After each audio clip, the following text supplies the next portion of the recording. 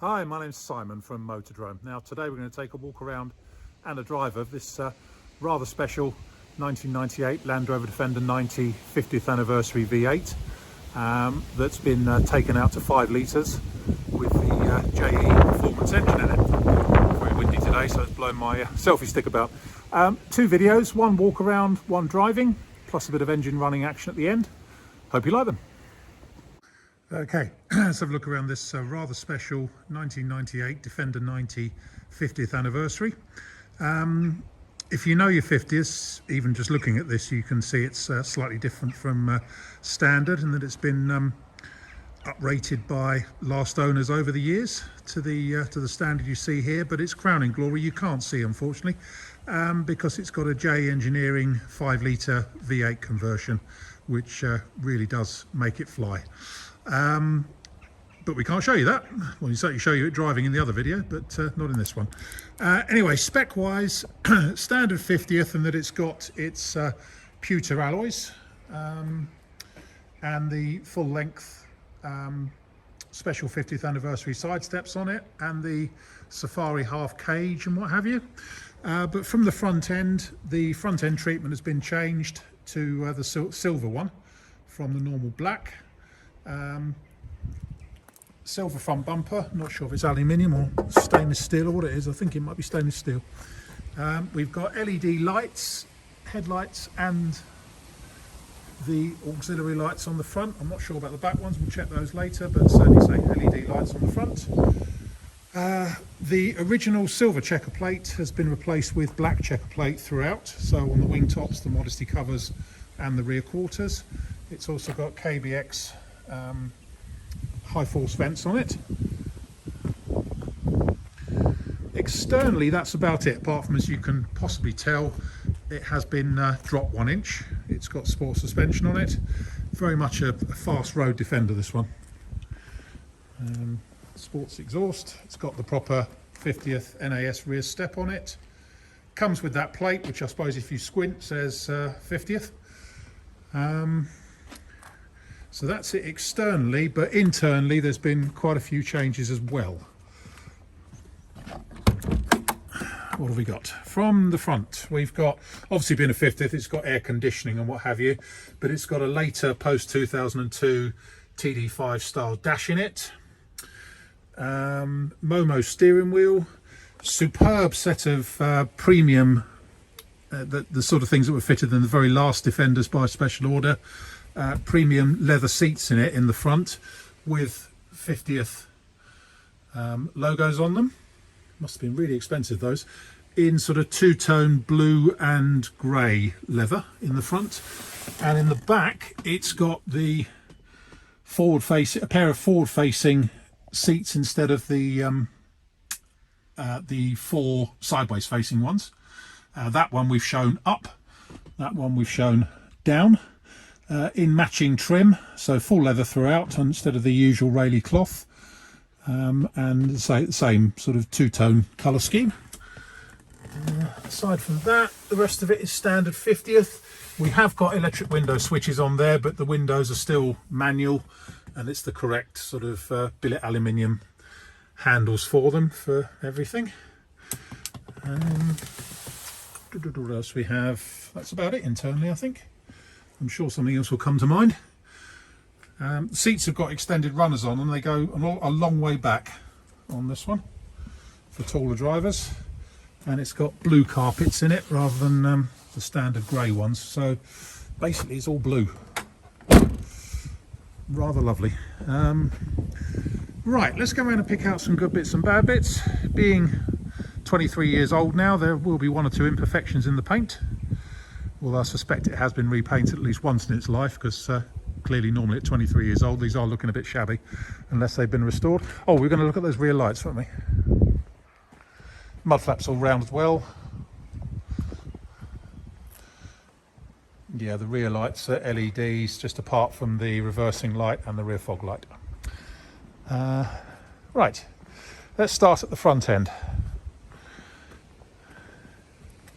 Few stone chips, as you might expect. It's done, what, 76,000 miles.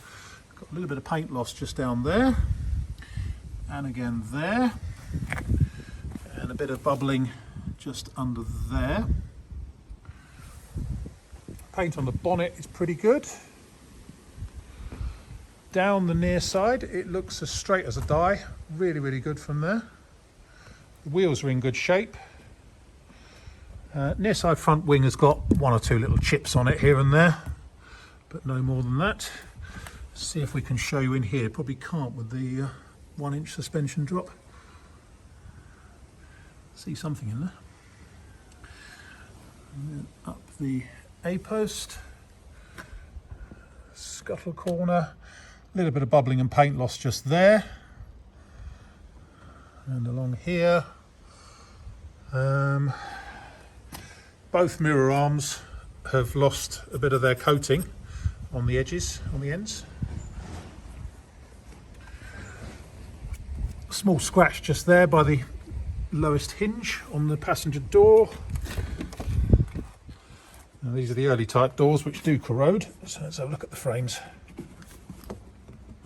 Now that all feels good under there. That all feels good. Show you in here up the bulkhead side.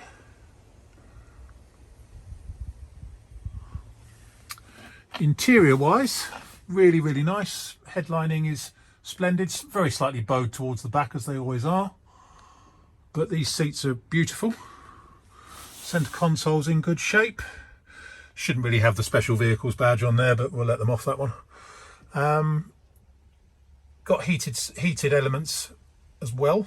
There's the switches for it there.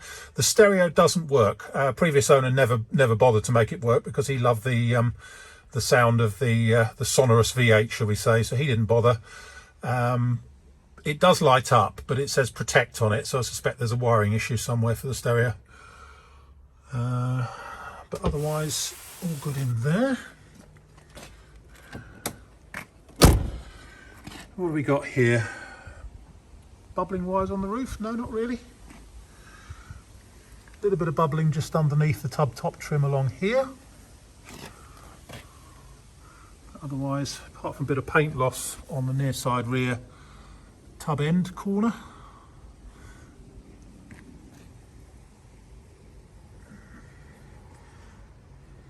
Can't show the chassis as you normally do because of the slightly lower suspension.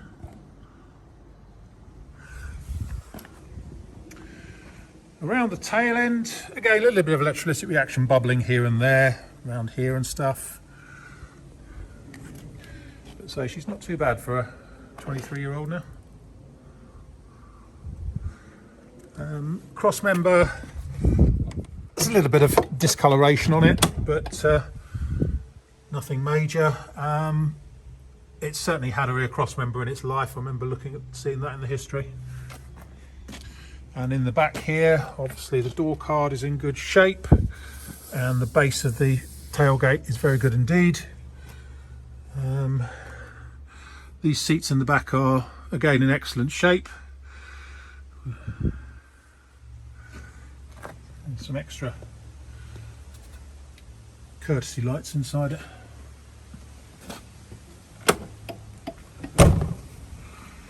And looking down the offside, again, really straight and dent free actually, this one. Very good from that point of view.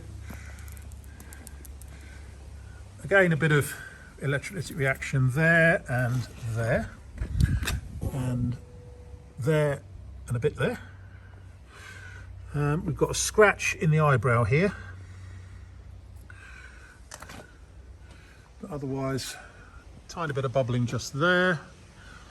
And again, some just there. And the usual bit around the cage just there. Otherwise, it's all to be going here. Can't remember. Do it again. Can't get my phone in there. Amazing what a difference the inch lowering makes. Bit of bubbling in the driver's sort of door recess for the handle. A-post on the driver's side. Usual paint loss on the screen blocks. Not too extensive though. Offside front wing looks pretty good. Tiny bit of bubbling just up there.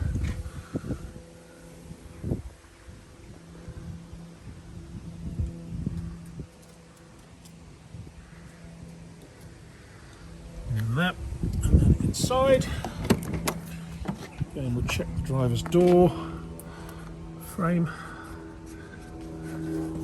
That all feels great. Nothing wrong with that at all. Again, we'll go up here.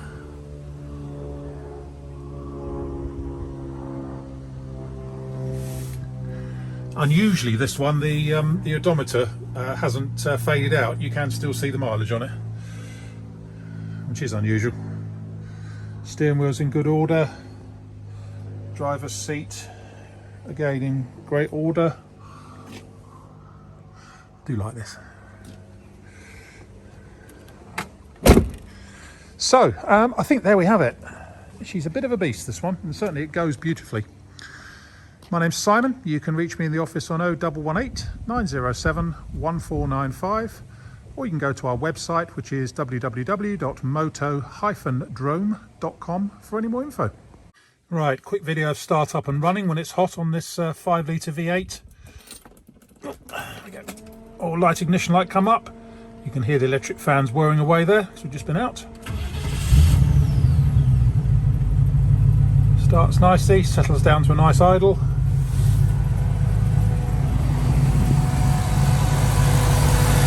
So that whirring noise is the twin electric fans.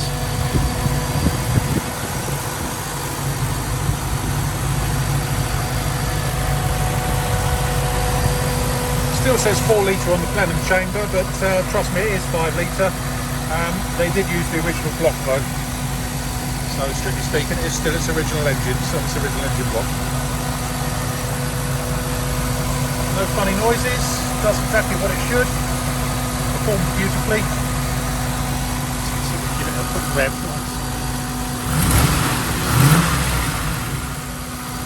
Sounds great. There we have it.